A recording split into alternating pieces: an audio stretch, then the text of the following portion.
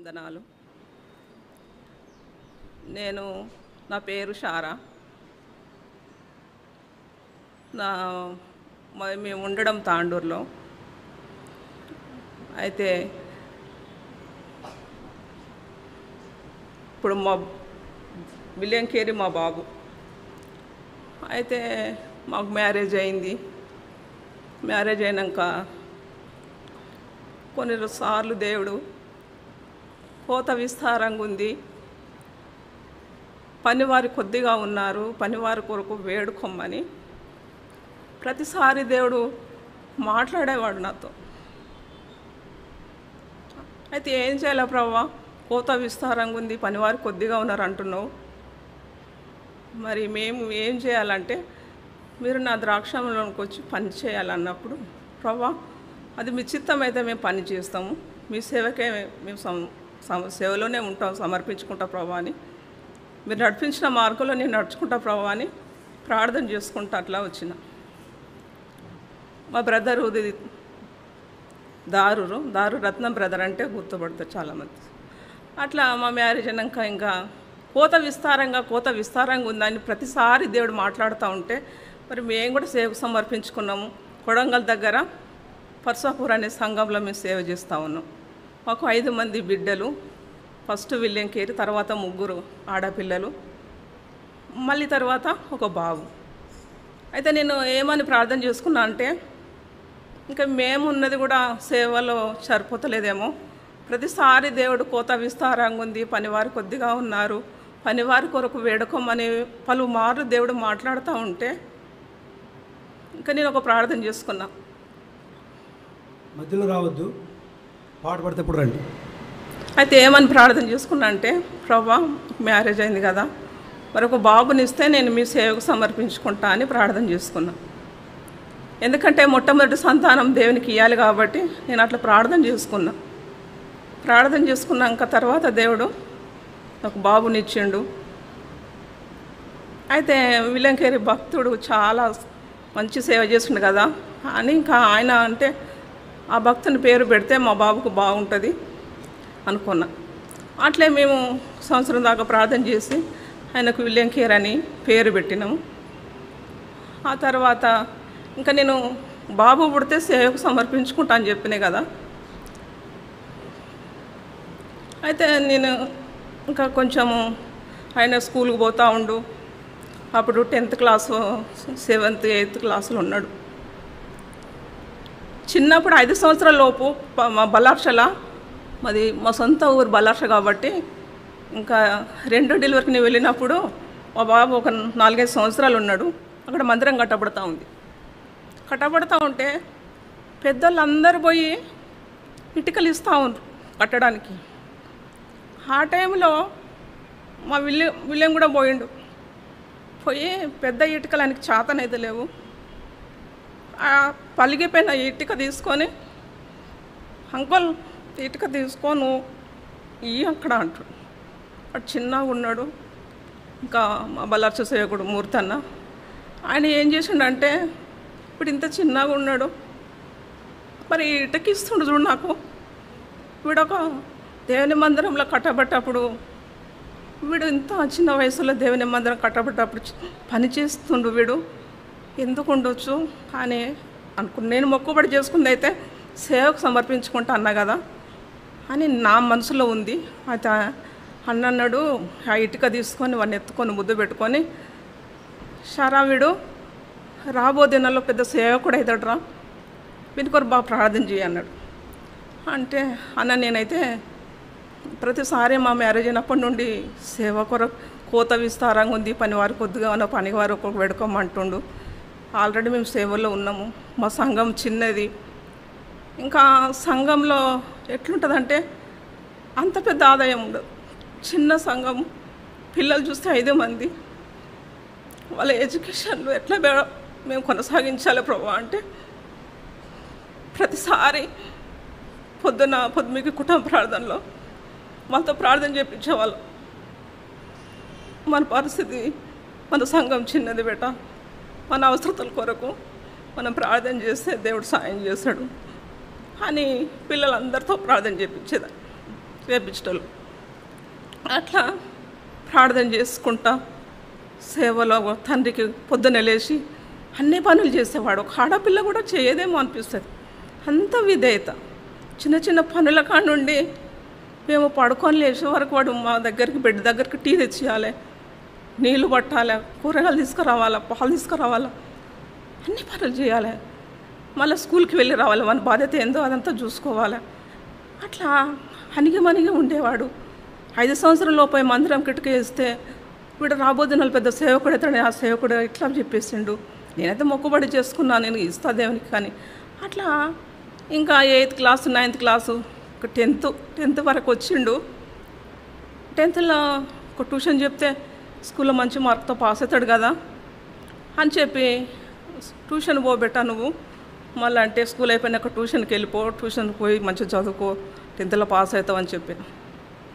అంటే వాడు ఎందుకో కానీ మందిరం అంటే దేవుని పని అంటే ఎంత ప్రీతి అంటే అంత ప్రీతితో పరిగెత్తి పని చేసేవాడు. కఠినంగా అంత భారమైన పని అయినా కానీ వెళ్ళిపోయి చేసేవాడు. మాకు చెప్పేవాడు కాదు అస్సలు. దేవుని మందిరంలో ఊడవడము, కడగడము, దేవుని మందిరంలో రిపేర్ ఉందంటే చిన్న తెలియని వయసులో ఆ కరెంటు పని కానీ వాటర్ ఏదైనా చిన్న పని పట్టించుకొని చేసేవాడు. అట్లాంటి పని చేస్తూ ఉండేవాడు. 10thలో ట్యూషన్ పోమ్మంటే పోయేది కాదు. ఇంకా మందిరంలో పని ఉంటే లివింగ్ కోట కట్టబడుతుంది, మేస్త్రి వాళ్ళు వచ్చి పని చేస్తూ ఉండరు.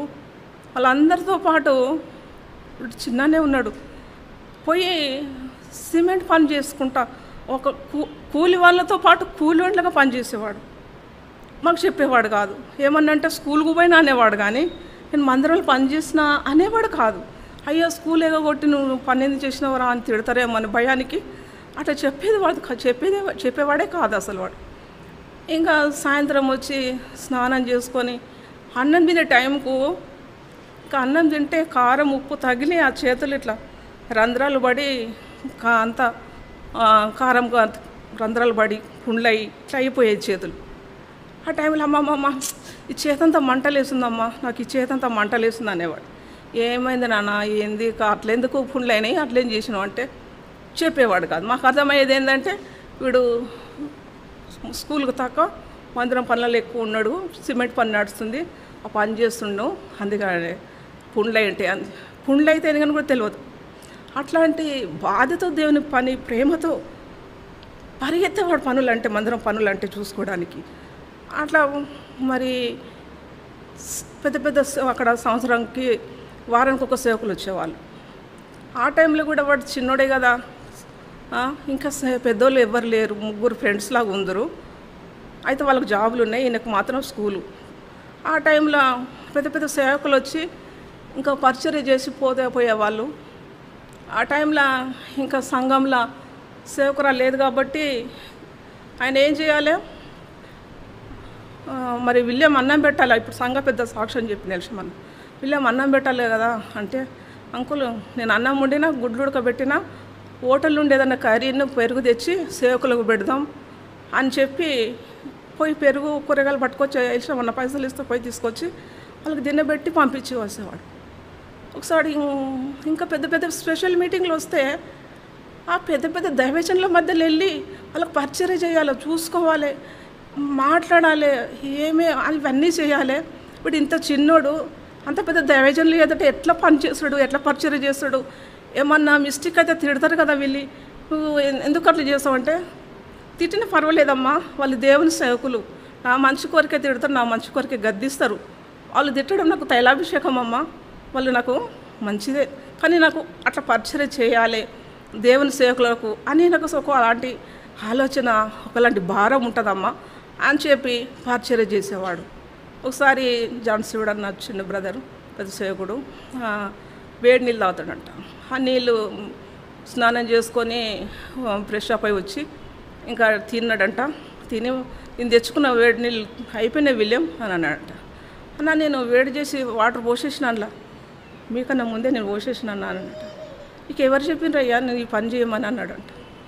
అంటే లేదు అంకుల్ నేనే చూసి నీళ్ళు పోసేసిన వేడి నీళ్ళు, మీరు తాగే నిమిట్లోనే పోసినా అని చెప్పి బాటిల్ ఇస్తే చాలా సంతోషపడ్డాడంట. ఇంత చిన్నోడవు, నేను అడగక మునిపే నా అవసరం తిరిగి నువ్వు నాకు వేడి వాటర్ ఇచ్చినావు, నీకు ఎంత జ్ఞానం అయ్యా, నీకు ఇంత పని చేయాలని అసలు దేవుడే నిన్ను ప్రేరేపిస్తుండేమో, నువ్వు ఒక రాబోదినాలు నువ్వు కూడా ఒక పెద్ద సేవకుడు అవుతావు, పరిస్థితులకు పరిచయం చేసేవారు అలాంటి దైవజనులే అవుతారు, కానీ నీకు అలాంటి మరి ఏర్పాట్ల దేవుని ఏర్పాట్లో ఉన్నవేమో ప్రార్థన చేసుకోమని చెప్పిండట.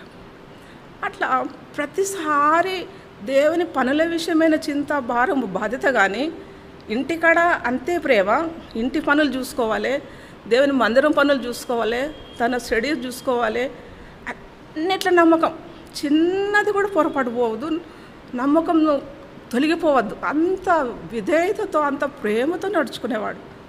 అయితే ఇంకా నేను 2013లో సేవ కోసం నేను అనుకున్నా కదా ప్రభా, అయితే దేవుడే ఆ సంవత్సరం నాతోని మళ్ళీ నా వాగ్దానం రిపీట్ చేస్తుండు.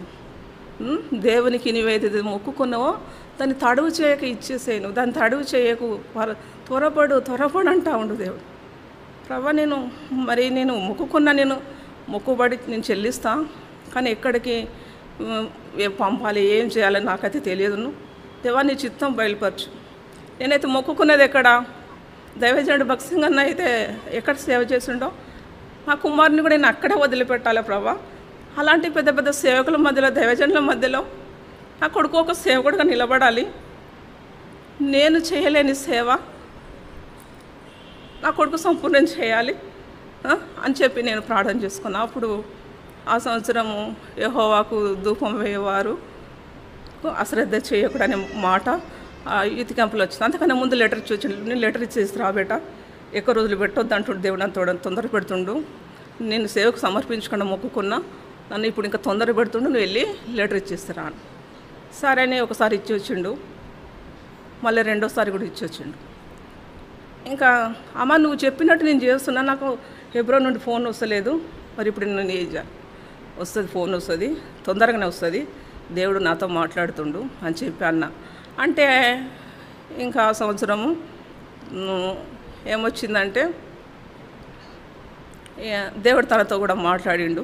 ప్రభా నేను హెబ్రోన్కు సేవకు సమర్పించుకుంటా అన్నా కదా, మరి ఇంకా నేనైతే మొక్కుబడి మీరు ఎప్పుడు తీసుకెళ్తే నేను ఓకే నీ చిత్తానికి లోబడతా ప్రభా, పంపిస్తా అని అనుకున్నా. అయితే ఈయన హెబ్రోన్కు ఇంకా రాలేదు. అయితే కొద్ది రోజుల తర్వాతనే ఒక 1 month కూడా కాలేదేమో, ఒక అంతలోపే హెబ్రోన్ నుండి ఫోన్ వచ్చింది. ఫోన్ వస్తే అప్పుడు ఏమైందంటే తాండ్రు మందిరంలో సేవకులు లేడు కాబట్టి విలియంది చాలా అవసరం ఉంది, మీరందరూ హెబ్రోన్కు విలియంను పంపిస్తానంటారంట బ్రదర్, మీ బాబుని పంపొద్దు, మా సంఘంలోనే సేవకునిగా పెట్టుకుంటాం మేము, ఆయనకు జీతం కావాలని ఇప్పిస్తాము, సెల్లు కావాలని ఇప్పిస్తాము, మందిరంలో అంతా ఆయన చూసుకోవాలి, ఆయన లేకుంటే మాకు నడవదు, సేవకుడు లేడు అని సంఘ పెద్దలు వచ్చి మాట్లాడిండ్రు. అంటే మా బ్రదర్ ఏమంటే ఇంకా సంఘ పెద్దలు వచ్చి అడుగుతుంది కదా, పెడదాంలే ఇక్కడే కొద్ది రోజులు, సంఘంలో వాడబడతాడు, మన ఇంట్లో కూడా వాడబడతాడు అని అన్నాడు. నేను అట్లా కాదు, నేను మొక్కుకున్నది హెబ్రోన్కు, నేను అక్కడనే వదిలిపెడతా, కానీ ఇక్కడ కాదు, జీతం ఇచ్చినా వద్దు, సెల్లు ఇప్పించినా వద్దు, ప్రవక్త తన స్వదేశంలో వర్ధిల్లడని వాక్యం ఉంది అని చెప్పేసి మళ్ళీ ఫోన్ వచ్చింది కదా, పంపించాలంటే ఇంకా ఆటంకాలు వచ్చేసినాయి, ఎంత బలంగా ఆటంకాలు వచ్చినాయంటే వద్దు, ఇంకా సొంత వాళ్ళ డాడీ కూడా ఒప్పుకుంటలేడు. ఎందుకంటే ఇంకా మనకు సేవలో సంఘంలో అవసరం ఉంటుంది, ఇక్కడ ఉంది కదా, నువ్వు ఎందుకు అట్లా మొండి పట్టుబడుతున్నావు, ఉండనిలే అంటే నేను ఒప్పుకోలే. ఆ టైంలో ఒకటేసారి ఎప్పుడైనా కానీ సేవలో హెబ్రోన్ నుండి ఫోన్ రావడము చాలా అరుదు, చాలా కష్టం హెబ్రోన్ నుండి ఫోన్ రావడం. ఆ టైంలో ఒకసారి వచ్చింది, ఏమని వచ్చిందంటే ఒక జత బట్టలు పెట్టుకొని బ్యాగ్ పెట్టుకొని ఇంకా బాబుని తీసుకొని రావాలి, స్థానిక సేవకుడు ఎవరో అని చెప్పి వచ్చింది. ఆ టైంలో ఇంకేం చేసినాము, స్థానిక సేవకుడు లేడు, ఆ సండే మిస్ అయింది, ఇంకా మళ్ళీ రాదు, చాలా లేట్ అవుతుంది, వస్తుందో రాదో కూడా నమ్మకం లేదు అని చెప్పి నాకు తెలుసు. ఆ టైంలో నేనేం చేసిన ప్రభా, నువ్వు మొక్కుకోమన్న మొక్కుబడి మొక్కిస్తూ నేను చెల్లిస్తాను, నేను మాట ఇచ్చిన, నువ్వేం తడవు చేయకంటున్నావు, నేను తడవు చేయను. ఎప్పుడో నుండి ఫోన్ వచ్చింది, మీ చిత్తానుసారం అది మీ చిత్తమని నమ్ముతా. అయితే మా బాబుని పంపుదామంటే ఇలాంటి భయంకరమైన ఆటంకులు వచ్చినాయి. వాళ్ళ డాడీ ఒప్పుకున్నప్పుడు నేను ఒక్కదాన్ని నేను ఎట్లా చేయాలి, నేను ముందుకు వెళ్ళాలి ప్రభా, నా ధైర్యం సరిపోదు, నా శక్తి సరిపోదు. ఒకవేళ నువ్వు తనని ఏర్పాటు చేసుకున్నావు, సేవకు పిలిచినావు కదా, ఈ టైంలో నువ్వు ఇప్పుడు ఏం చేయాలంటే వాళ్ళ డాడీ మనసు కూడా మార్చాలి, సంఘం కూడా ఒప్పుకోవాలి ప్రభా, అది నీ చిత్తం అని చెప్పి రెండోసారి కూడా నాకు హెబ్రోన్ నుండి ఫోన్ రావాలి. ఈ వారం మిస్ అయినా మళ్ళీ వచ్చే శనివారం వరకు మళ్ళీ ఫోన్ రావాలి ప్రభా అని చెప్పి ప్రార్థన చేసుకున్నా. ప్రార్థన చేసుకుంటే ఒక దిక్కు దేవుడు ఏమంటుండు, ధైర్యంగా ఉండు, నీ ఆలోచనలన్నీ సఫలం చేస్తా, నా చిత్తం అంతా నేను నా దాసు అబ్రాంకు దాచలేదు కదా, అట్లా నేను నీతో నెరవేరుస్తా అని చెప్పి దేవుడు మాట్లాడుతూ ఉండు. సరే ప్రభా అని వారం అంతా ప్రార్థనలో, ఉదయం నైట్ రాత్రి పగలు ప్రార్థన.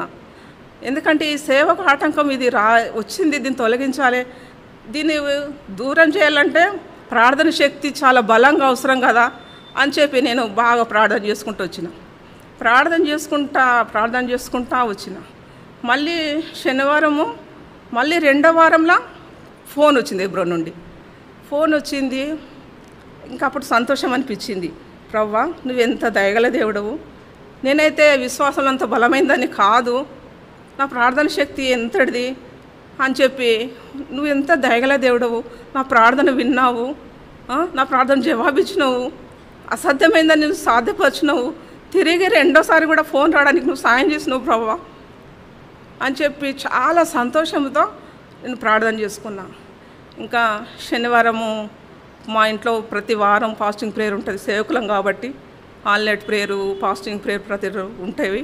అవి చేసుకుంటా ఉంటే ఇంకా ఆ టైంలో శనివారము మళ్ళీ ఇంకా మండే తీసుకురమ్మన్నారు మా బాబును. తీసుకురమ్మంటే ఇంకా సండే పరిచర్య అది అయిపోయింది, మళ్ళీ వచ్చి ఇంట్లో యథావిధంగా ఉన్నాం. ఇంకా మండే తీసుకుపోవాలి అక్కడ సేవకులు. అదే విలియంకి ఎప్పుడైతే ఫోన్ వచ్చిందో హెబ్రోన్ నుండి, అదే వారంలో స్థానిక సేవకుడు వచ్చిండు అక్కడికి. దేవుని ఏర్పాటు ప్రతి విషయంలోనే కనబడతా ఉంది, నెరవేరుస్తూ ఉంది. అప్పుడు సేవకుడు వచ్చిండు, ఆయన కొత్తగా వచ్చిండు, అన్న మా బాబును హెబ్రోన్లో విడిచేయాలి, అక్కడ నుండి ఫోన్ వచ్చింది అని చెప్పిన. అంటే సరే బ్రదర్ నేను వెళ్ళి విడిచిపెట్టి వస్తా సిస్టర్ అని అన్నాడు, నాతో మాట్లాడినాం. సరే విడిచిపెడతా అన్నాడు కదా అని. ఇంకా వాళ్ళ డాడీది కన్ఫర్మ్ కాలే, పంపాలా పంపకూడదు అని ఏం డిక్లేర్ చేస్తలేడు. ఇంకా రాత్రంతా మళ్ళీ ప్రార్థనలో కూర్చున్నా. ప్రార్థనలో అందరు తిని పడుకుని, ఫ్యామిలీ ప్రేయర్ అయిపోయింది, ప్రార్థనలో కూర్చున్నా. అందరూ పడుకున్నారు కానీ నేను పడుకోలే. ఆ రాత్రి అంతా 1 అయింది, 2 అయింది, 3 అయింది, 4 అయింది. ఇంకా 3 అయిపోయింది, ఇంకా 4, 5 మాకు దగ్గర 6 గంటలకు ట్రైన్ ఉంటుంది. ఆ టైంలో ఇంకా 4 అవుతుంది. అప్పుడు దేవుడు నేను ఏమని ప్రార్థన చేస్తున్నంటే, ప్రవ్వా ఒకవేళ మీ చిత్తం అయితే వాళ్ళ డాడీ కూడా ఒప్పుకోవడానికి సాయం చేయి, తాను ఇంకా పంపిస్తాను నేను లేచి అని చెప్పి పంపాలి, అది తన నోటితో చెప్పాలి వాళ్ళ డాడీ అని చెప్పి అట్లా ప్రార్థన చేసుకున్నాం. ప్రార్థన చేసుకుంటే దేవుడు ఏం చేసిండు, ఇంకా నేను 3 అయిపోయింది, 4 అవుతుంది. ఆ టైంలో ఇంకా లేచి సరం విలియంను మనం హెబ్రోన్కి పంపుతా అన్నాం కానీ దేవుడు నాతో మాట్లాడదాం, ఇంకా పంపిస్తామని చెప్పి అన్నాడు. సరే ఇది దేవుని చిత్తము కదా, వాళ్ళ డాడీ కూడా ఒప్పుకున్నాడు కదా అని చెప్పి ఇంకా నేను సంతోషంతో ప్రార్థన చేసుకున్నాం. క్యాలెండర్ వాక్యాలు చూస్తే ఇంకా నీ పాలు నీ శ్వాసం నేను నీతో చెప్పింది నెరవేర్చే వరకు విడువను అని ఇట్లా వాగ్దానాలు ఉన్నాయి. ఆయన సేవ వాగ్దానం ఏంటంటే, మోషకు తోడైనట్టు నేను నీకు తోడే ఉంటా అన్నాడు. 2010లో బాప్తిసం తీసుకున్నాడు. ఇక 14లో ఇక్కడికి వచ్చేసాడు. ఆ టైంలో వచ్చినప్పుడు పెద్ద సాంసన్ లేడు, సువార్త టీంలో ఉన్నాడట, ఎలియాజర్ అని ఉండే. ఆ టైంలో దారురత్న బ్రదర్ అంటే సేవలో సువార్తలో వాళ్ళ డాడీ తిరిగిండు కాబట్టి పరిచయము. ఆ టైంలో దారురత్నం బ్రదర్ కొడుకువా నువ్వు, విలియం నువ్వు ఉండు, అన్న లేడుగా నువ్వు ఉండు, నువ్వు వచ్చినాక మాట్లాడి పెట్టిస్తాం అని చెప్పి ఒప్పుకొని పెట్టేసుకున్నాడు. అప్పుడు సేవలో ఇక్కడ 7 సంవత్సరాలు ఉన్నాడు. దేవుని సేవకుల మధ్య వచ్చినప్పుడు నాకు తల్లిదండ్రిగా మీరిద్దరే కానీ నాకు ఆత్మీయమైన తల్లిదండ్రి, అన్నదమ్ములు, అక్కచెల్లెలు చాలామంది ఉన్నారమ్మా. అలాంటి మంచి స్థలానికి నువ్వు తల్లిగా ప్రార్థన చేసి నీ మొక్కుబడి చెల్లించుకొని హెబ్రోన్ పంపించినవు. అది దేవుని ఏర్పాటమ్మా, దేవుని చిత్తంలోనే దేవుడు నన్ను కూడా సేవలో నిలబెట్టుకుంటుండు, చాలా సంతోషం ఉంది అన్నాడు. 7 సంవత్సరాల తర్వాత వేరే ఊరికి ముసలేరు అనే ఊరికి పోయిండు. అక్కడ పల్లెటూరు, గడ్డి గుడిసెలాగా చిన్న గుడిసె, విస్తారమైన పాములు, తేళ్ళు. ఆ టైంలో ఫస్ట్ సారి ఇంత పెద్ద జనాంగాన్ని నేను ఇచ్చి ఇప్పుడు నేను మళ్ళీ ఒక్కడిగా ఉండి సేవ చేయాలంటే అక్కడికి పంపిస్తున్నారమ్మా. ఆ ప్లేస్ కూడా అంత బాగలేదు, చూసి వచ్చిన నేను. చాలా పాములు, తేళ్ళంట, ఇంకా మధుర ఏమేమో అన్నీ చెప్పేవాడు. నన్ను అవన్నిటి వైపు చూడకు, దేవుని వైపు చూడు. పిలిచిన దేవుడు నమ్మదగినవాడు, ఆయన వైపు చూసి నువ్వు ముందుకు సాగు. నువ్వు ఒంటరివాడు కాదు, నీతో ఉన్నవాడు నీ దేవుడు అని యెహోవా అని దేవుడు నాతో మాట్లాడిండు. నేను లేను, సంఘాలు మీ వాళ్ళు లేరు, నీతో సేవ చేసేవాళ్ళు లేరు, ఎవరు ఉండరు, కానీ దేవుడు మాత్రం ఎప్పటికుంటాడు బేట, నువ్వు సంతోషంగా వెళ్ళిపో అంటే ఇంకా వెళ్ళిపోయి అక్కడ ఉన్నాడు, ప్రార్థన చేసిండు. పాముల తెల్ల మధ్యలో కూడా చాలా సంతోషంగా ఉన్నాడు. ఆ తర్వాత జహరాబాద్లో నేలక సంఘానికి వచ్చిండు. ఇంకా కొన్ని సంఘాలు చిన్న చిన్న స్థలాలు తిరిగిండు. దేవుని కొరకు నమ్మకంగా అట్లా వాడబడ్డాడు. ఆ తర్వాత మ్యారేజ్ కొరకు కూడా ఆ సంవత్సరం 10 మంది, కరోనా సమయంలో 10 మంది సేవకుల మ్యారేజ్లు జరుగుతూ ఉన్నాయి. అందరికీ ఏర్పాటైంది, కానీ మా విలియంకి మాత్రము కొంచెం ఆలస్యమైంది.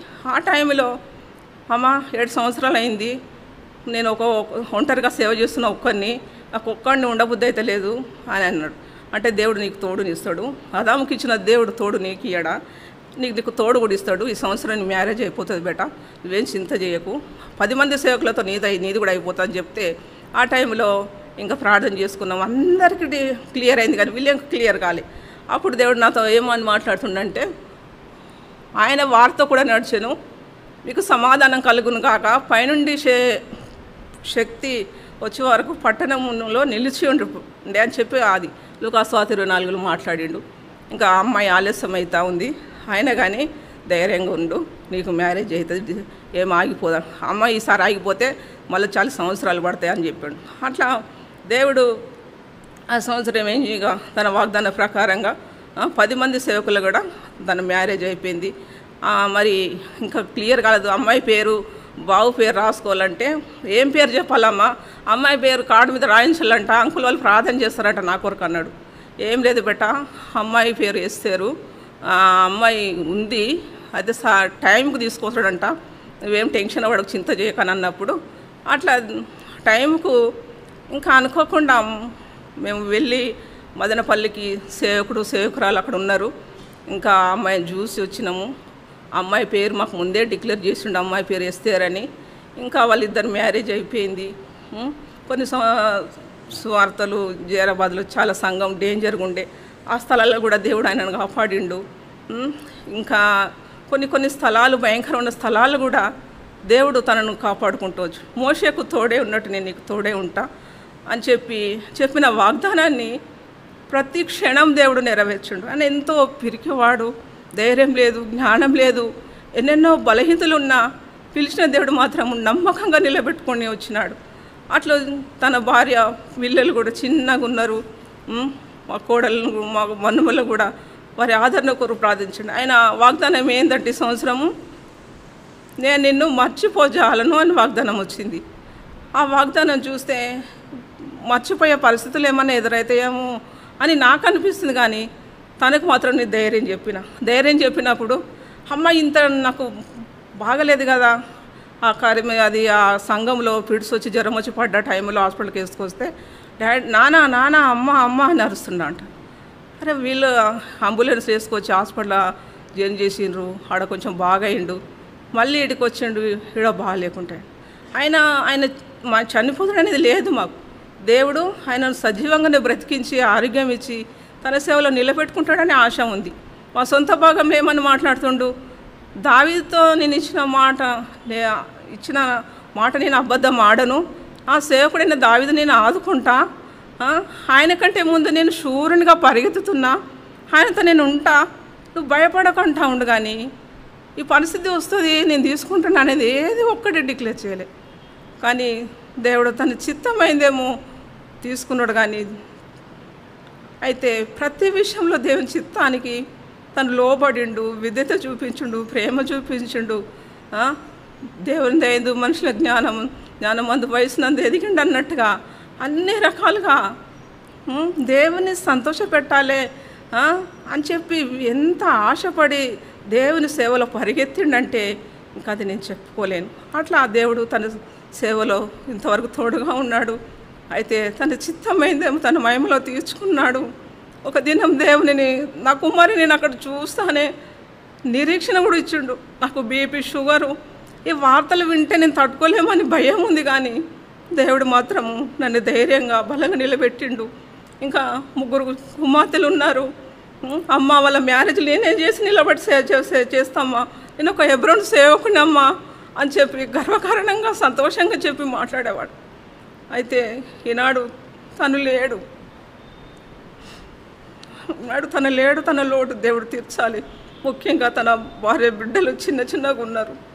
వారి ఆదరణ కొరకు, మా కుటుంబ క్షేమం కొరకు మీరందరూ ప్రార్థించాలి.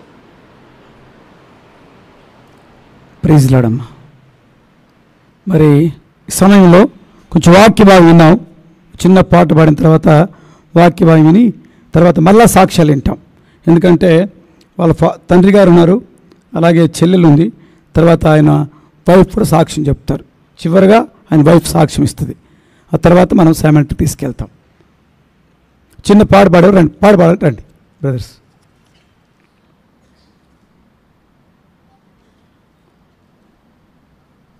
పాట సంఖ్య 400 అండి. జీవితం ఎవరికి, నీ జీవితం ఎవరికి.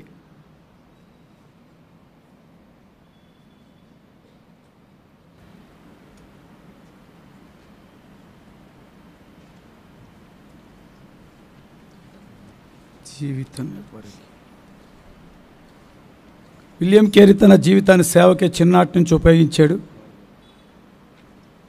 చివరి వరకు దేవునితో పోరాడి దేవుని సేవలోనే దేవుని నిద్రించాడు. కాబట్టి అది గుర్తుపెట్టుకొని మనం పాడతాం. 400 పాట సంఖ్య 400, 397 ఓల్డ్ సాంగ్ బుక్లు, 397 పాత పుస్తకాలు. కీబోర్డు. జీవితమెవ్వరికి, నీ జీవితమెవ్వరికి, ఈ లోకములో జీవించు జీవితమంత జీవితమెవ్వరికి, నీ జీవితమెవ్వరికి. శరీరేచ్ఛలపై ఆశలుండు ఈ ధరణియందు, ఈ ధరణియందు సుఖభోగులుగా జీవింతురు ఈ ధరణియందు, ఈ ధరణియందు. వారి ఊహలు దినమెల్ల చెడియున్నవి, వారి ఊహలు దినమెల్ల చెడియున్నవి. వారి పాప జీవితమంత శాపమేగా, వారి పాప జీవితమంత శాపమేగా. జీవితమెవ్వరికి, నీ జీవితమెవ్వరికి. ధనాపేక్షకులెందరు గలరు ఈ ధరణియందు, ఈ ధరణియందు. ధనముపై మనసు నిలిపెదరు ఈ ధరణియందు, ఈ ధరణియందు. వారి కలవరమంత ధనము ధనమే, వారి కలవరమంత ధనము ధనమే. వారు బ్రతికెడు బ్రతుకంత క్షీణతయే, వారు బ్రతికెడు బ్రతుకంత క్షీణతయే. జీవితమెవ్వరికి, ఈ జీవితమెవ్వరికి. సొంత బోధలకై బ్రతికెదరు ఈ ధరణియందు, ఈ ధరణియందు. గర్వమునకు అమ్మబడియుందురు ఈ ధరణియందు, ఈ ధరణియందు. వారి మనసు సంకుచితములయుండు, వారి మనసు సంకుచితములయుండు. వారి జీవిత ప్రయాసము పతనమేగా వారి జీవిత ప్రయాసము పతనమేగా జీవితమెవరికి ఈ జీవితమెవరికి విరిగిన హృదయులు కలరెందరూ ఈ ధరణియందు కరిగెడి ఊపుగా నూనెదరు ఈ ధరణియందు వారు ప్రభుకై దాగియే నిలచెదరు వారు ప్రభుకై దాగియే నిలచెదరు దైవవాకుగా నిలమెల్ల సేవ